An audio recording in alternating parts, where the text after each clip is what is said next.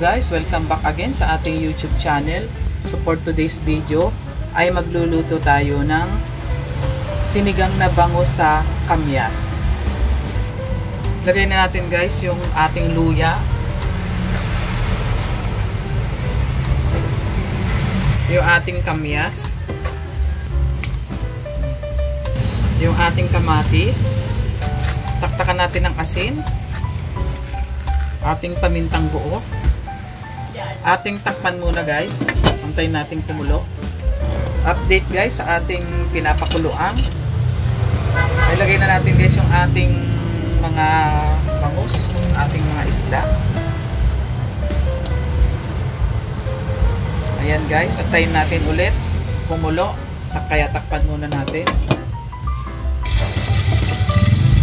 Pahabol guys, magdadagdag tayo additional ingredients na sibuyas. Kaya takpan ulit natin. Update guys sa ating niluluto. Ayan, kuluan na.